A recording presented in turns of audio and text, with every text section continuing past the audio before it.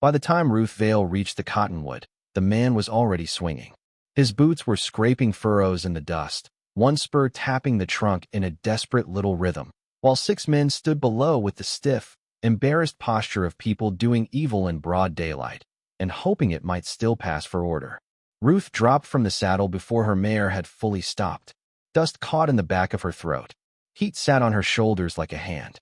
She ran straight through the circle of men, sprang onto a sawn stump, and cut the rope in 3 hard strokes. The hanging man crashed against her, half dead, all bone and panic. They went down together. A hand grabbed for his collar. Ruth came up on one knee with her knife still out. "Touch him again," she said, "and I'll build my first case of the day around your jaw." Nobody moved. Not because she was bigger than they were. She was not. Not because she raised her voice much. She never did. They froze because Ruth Vale had the kind of stillness that frightened men who relied on noise, and because every fool in Mercy's Bluff knew that once she gave her word on violence, she followed through plain as weather. The man on the ground coughed until he gagged. Ruth passed him her canteen. "Name." He drank, choked, and forced the words out. "Ephraim Lusk. I didn't steal from anybody. I just wouldn't sign." That told her plenty. Land, debt, contract. Somebody richer than him wanting all 3.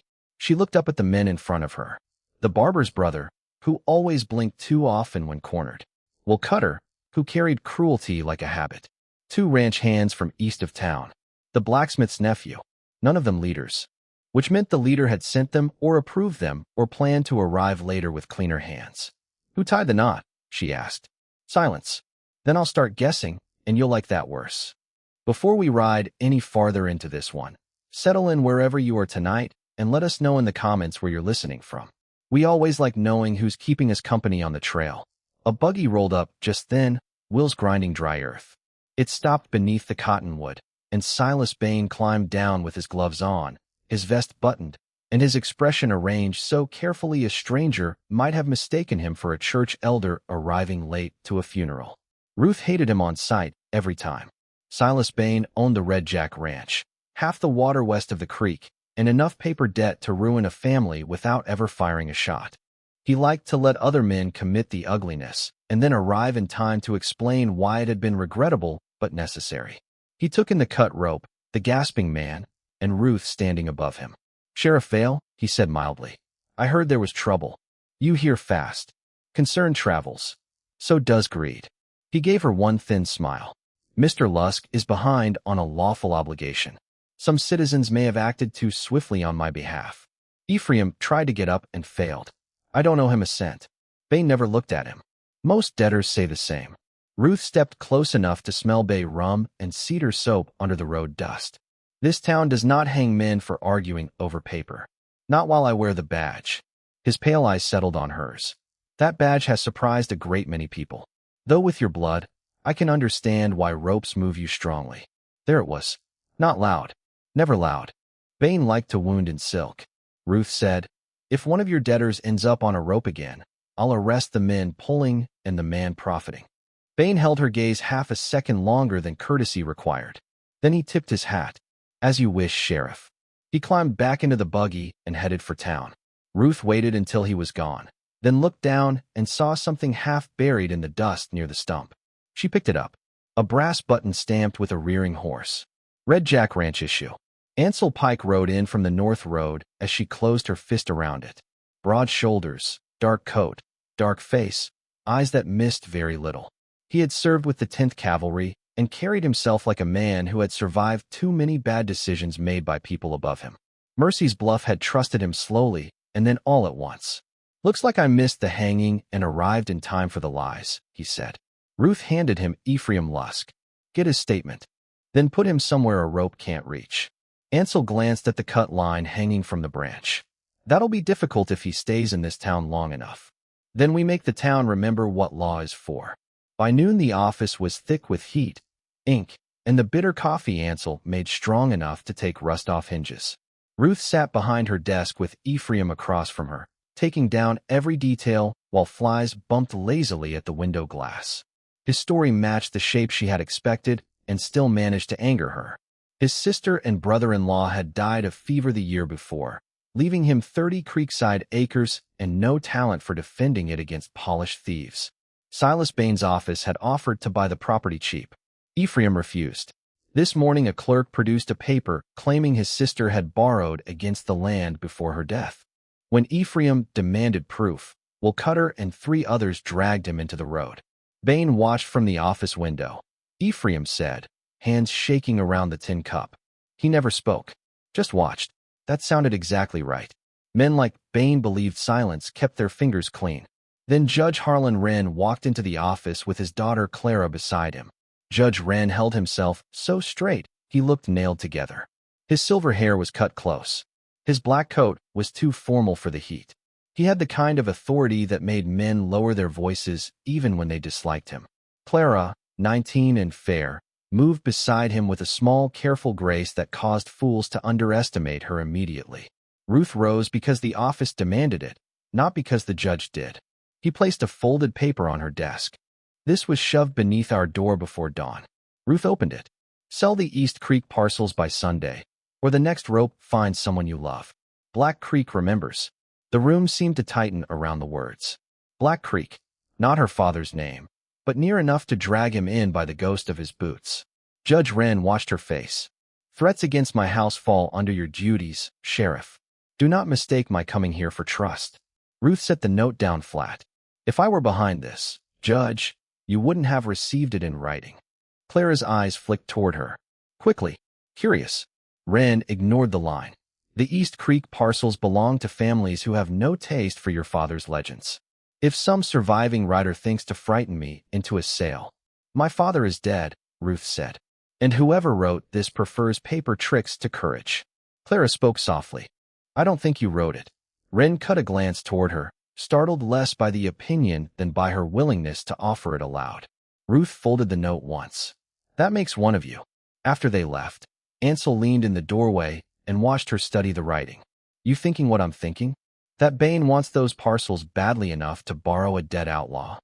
Ansel nodded. Then why not just forge more debt papers? He asked. Ruth slipped the note into her vest. Because paper steals land from quiet people. Threats move judges. That night she and Ansel rode the East Creek boundary under a bone-white moon. The land along that stretch was rich, flat, and close enough to the proposed rail spur that any greedy man with a survey map could smell money in the mud. Ruth found the fresh tracks first where the old mill road bent south. For horses, one with a split plate on the right hind shoe. She crouched and touched the print. Sharp edge. Recent. They're scouting the Wren place, she said. Ansel looked toward the trees on the ridge. Then we're late. They were. By the time they reached the Wren house, a lamp had been knocked over in the front hall, and the maid was weeping into her apron on the porch. Judge Wren stood inside with blood running from his temple and a pistol hanging stupidly in his hand. The sight of him struck Ruth harder than she expected. There was no authority left in him.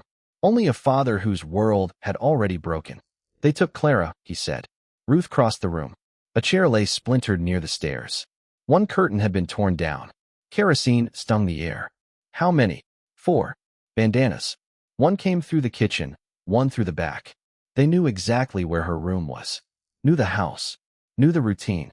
Ruth turned. Who has been in here this week? The maid. My clerk. Ben Harrow from Red Jack yesterday afternoon. There it was. Ben Harrow smiled too easily, smelled of pomade, and did Bane's dirty arithmetic when Bane wanted to keep his own hands from the books. Judge Wren caught Ruth's sleeve as she headed for the back door. If this has anything to do with Black Creek. She wheeled on him. Your daughter is on a horse with kidnappers right now, and you are still searching this room for my father. Decide what matters. The words hit him like a slap. He let go. Outside, lantern light showed the trail plain enough once you knew how to look. For horses leaving fast. One carrying double. One hind print broken by that split plate. Ruth swung into the saddle. Ansel mounted beside her. Judge Wren stepped onto the porch, blood in his collar, face stripped of every old certainty. Bring her back, he said. Ruth looked up once. For the first time in 20 years, there was no accusation in his voice. Only terror. I intend to, she said and rode. They followed the trail south through cedar breaks and limestone gullies where moonlight caught the stone and turned it the color of old bones. Clara left sign when she could. a torn ribbon on a mesquite thorn, a scrape in the dust where she had dragged one heel. Once, a hymn book page tucked beneath a rock at the edge of a wash. Delicate girl, the town called her. Ruth saw different. Near dawn, the kidnappers reached the abandoned gypsum works 12 miles out. Broken kills, one standing shed, a collapsed lean-to, and enough white rubble to hide horses, men, and bad intentions. Smoke rose from the shed roof. Ruth and Ansel left the horses in a draw and moved in on foot. The closer Ruth got, the more she could hear. A pot lid rattling, boots on planks, male laughter with boredom in it. She found a gap in the wall and looked through. Clara was tied to a chair near the stove, pale but upright. Ben Harrow lounged against a crate with a Spencer carbine across his knees. Two other men were playing cards on an upturned barrel. A fourth sat by the door whittling at a stick, as relaxed as if he were waiting on rain. No Bane. Men like Bane preferred to own violence, not sit inside it. Ruth signaled Ansel toward the rear entrance and kept her eye to the gap. Then Clara spoke, and even frightened, she sounded clearer than any of them.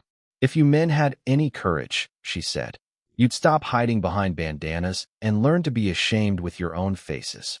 One card player laughed. Harrow grinned. Judge's girl has nerve. No, Clara said. Just eyesight. Ruth almost smiled.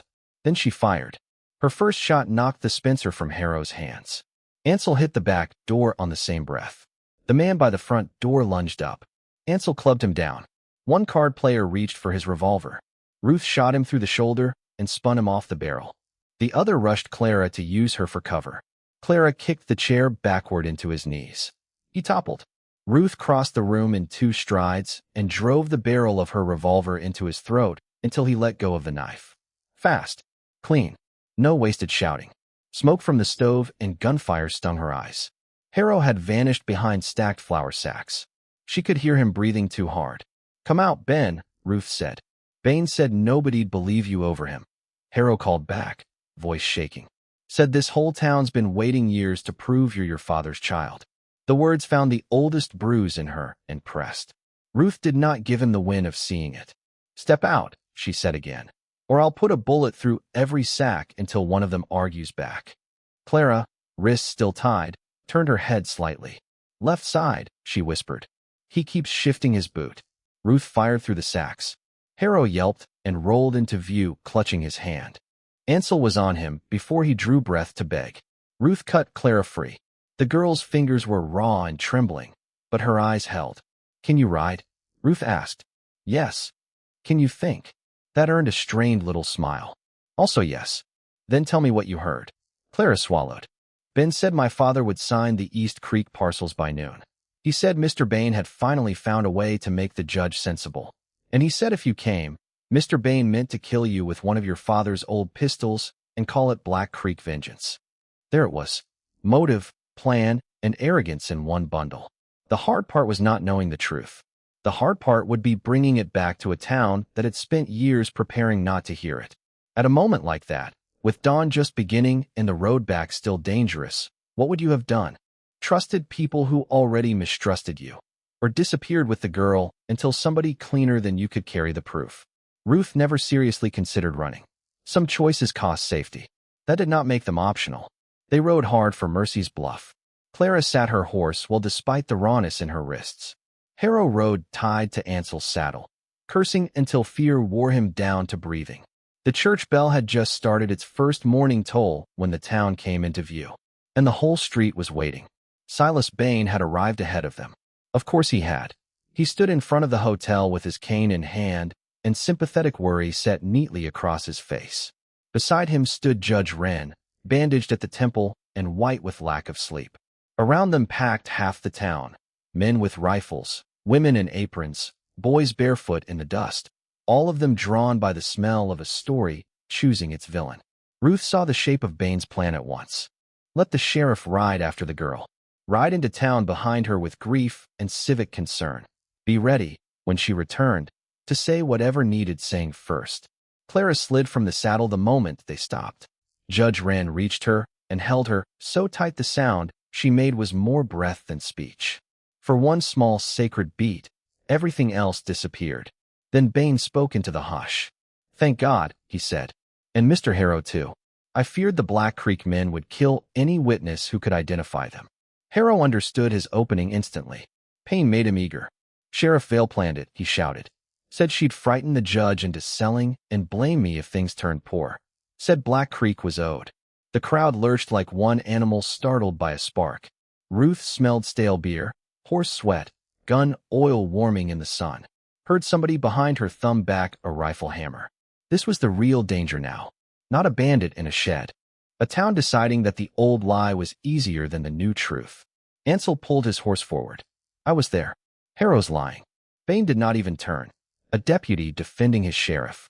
How very useful. Judge Wren looked from Harrow to Ruth to Clara, and 20 years of prejudice crowded back into his eyes. Ruth saw it happen. Saw fear reaching for the oldest explanation available. She could have drawn then. She could have killed Bane where he stood and settled nothing except his breathing. Instead, she did the hardest thing. She looked at Clara. Tell them, Ruth said. Judge Wren touched his daughter's sleeve. Not to stop her, not exactly. To protect her from the crowd, from scandal, from being doubted in public. The same old fear in finer clothes. Bane smiled a fraction. He had counted on that hesitation. Clara pulled her arm free. Ben Harrow tied my wrists, she said, and the street leaned toward her. In the gypsum shed I heard him say my father would sign the East Creek parcels by noon so long as Mr. Bane kept his nerve. I heard Mr. Bane's name more than once. And when Sheriff Vale came for me, the men in that shed were not following Black Creek. They were following orders. Murmurs rippled through the crowd. Bane spread his hands. A frightened young woman can be made to hear many things. Ruth reached into Harrow's coat and pulled free the document she had taken from him at the shed and left unread until now. She opened it in front of everyone. Transfer of East Creek parcels. Already notarized. Already sealed. Waiting only for Judge Wren's signature. She held it high. Kidnappers don't usually ride with property forms unless somebody's business plan is involved. The murmur changed. Bane's face did not, but his eyes went flatter. A stolen paper proves theft, he said. Then let's add more.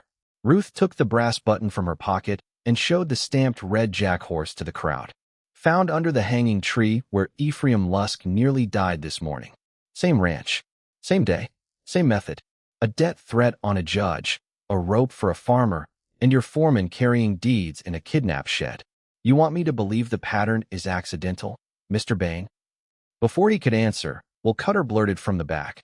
I seen Harrow buying old Black Creek leather off a junk trader last week. Laughter cracked across the street.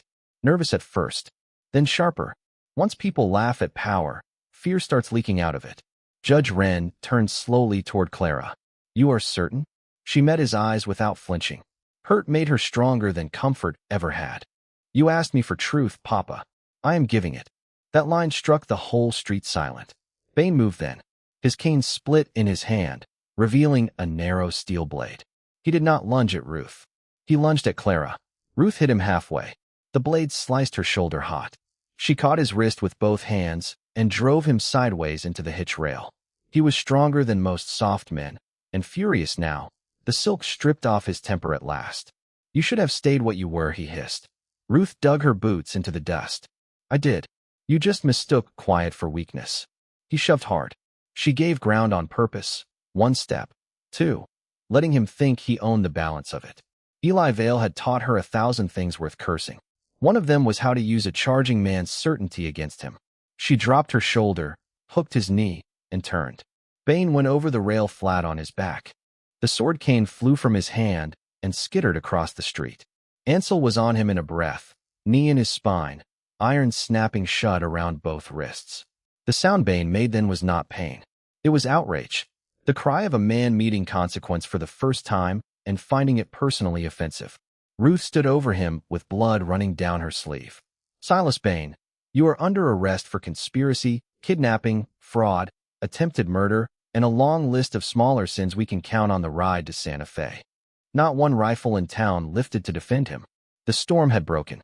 By evening the office had gone quiet. Doc Sibley had stitched Ruth's shoulder and wrapped it tight. The room smelled of lamp oil, carbolic, dust, and the coffee Clara Wren had brought in a blue tin from her own kitchen. Judge Wren stood before Ruth's desk holding his hat with both hands. Clara sat near the stove with a blanket over her lap, her wrists bandaged clean. In the cell behind them, Ben Harrow had already confessed after learning Bane intended to hang every dead man and every missing paper around his neck. Judge Wren said, "I have wronged you for years." Ruth looked at him over the rim of her cup. "That's a broad territory, Judge." He accepted the blow because he had earned it. "My brother Gideon told me, before he died, that the man who crippled him in the payroll ambush bore a scar through the left palm. Eli Vale did not. I knew that. And still I let grief turn into certainty, because certainty is easier to live with than doubt. Then I laid that certainty on a child and called it prudence." Ruth said nothing.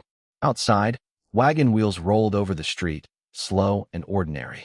The most merciful sound in the world after violence was always ordinary life continuing. Wren reached into his coat and drew out an old silver star. Tarnished points. Scratch center. A law badge carried long and hard. He set it on the desk. "This was Gideon's," he said. "He asked me to give it, if I ever found the courage, to the lawman who cared more for truth than for being agreed with." Ruth looked at the badge a long time. Clara spoke softly into the stillness. "Strange thing about truth. It comes late, but it still knows the address." It had been washed clean. The blue of it looked almost too gentle for everything it had survived. "For your desk," Clara said. "Proof that being seen can save a life." 3 weeks later, territorial court stripped Silas Bane of Red Jack Ranch, his water rights, and every creek parcel he had acquired through forged debt, coercion, or theft. 2 clerks went to prison with him. Ben Harrow turned state witness and spent the next decade discovering how long shame can outlive opportunity. Ephraim Lusk got his sister's land back.